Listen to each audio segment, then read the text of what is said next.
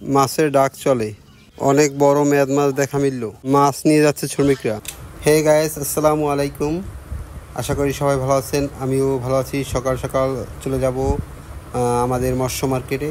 দীর্ঘদিন মৎস্য বন্দর বন্ধ থাকার কারণে আজকে মৎস্য বন্দর চালু হয়েছে, তাই চলে যাচ্ছি মৎস্য বন্দরে।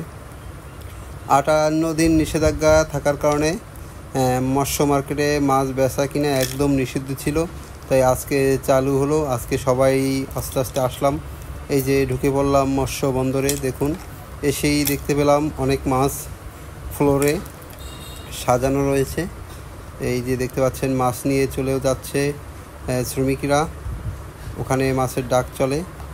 এই দেখতে পাচ্ছেন কত বড় বড় মাছ, সবাই ব্যস্ত সময় পার করছে দীর্ঘদিন বন্ধ থাকার পর। এই যে দেখতে পাচ্ছেন রৈট্টা মাছ, অনেক সুন্দর মাছগুলো। সেরকম রৈট্টা মাছ সেরকম দেখা যাচ্ছে না। আবহাওয়াটা অনেক সুন্দর ছিল, একদম ঠান্ডা। দেখুন চারদিকে মেঘলা।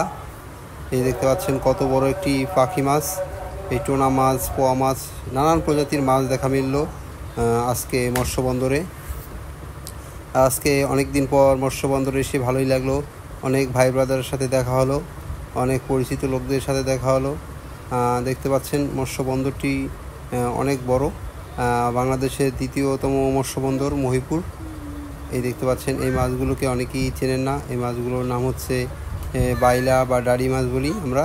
আর রয়েছে আপনার সুরমা। দেখতে পাচ্ছেন অনেক বড় বড় মাছ এখানে দেখা যাচ্ছে। আপনাদের এখন দেখাবো এখানে কি কি মাছ আছে। এই যে মাছগুলো দেখতে পাচ্ছেন, এই মাছগুলোর নাম হচ্ছে খটকা মাছ। এই যে দেখতে পাচ্ছেন মেয়াদ মাছ, অনেক বড় বড় মেয়াদ। সামনে পাঙ্গাস মাছ, পোয়া মাছ, নানান প্রজাতির মাছ। এই দেখতে পাচ্ছেন অনেক ভাই ব্রাদার সাথে দেখা হলো, জিজ্ঞাসা করলো কেমন কি আছি। অনেক দিন পর দেখা, ভালোই লাগলো মৎস্য বন্দরে এসে। আর কাজের মানুষ, আমরা সবাই কাজ কামে ব্যস্ত থাকি। এই যে দেখতে পাচ্ছেন এখানে মাছ বেচা কিনা শুরু হয়েছে, এখনই আপনাদের দেখাবো বেচা কিনা চলে।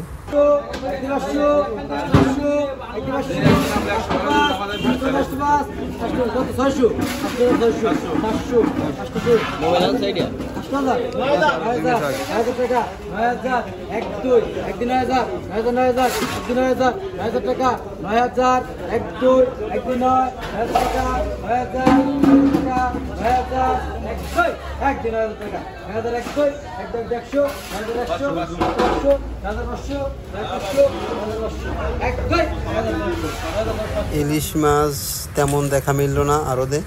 অনেক দিন পর মার্কেট চালু হয়, ইলিশ মাছের খুবই চাহিদা আর অনেক দাম ইলিশ মাছের। এই যে মাছগুলো দেখতে পাচ্ছেন অনেক দাম দিয়ে বিক্রি হচ্ছে। আর এই দেখুন মাছ নিয়ে যাচ্ছে ক্রেতারা। আশা করি আমার ভিডিওটি আপনাদের কাছে যদি ভালো লাগে লাইক, কমেন্ট, শেয়ার করবেন।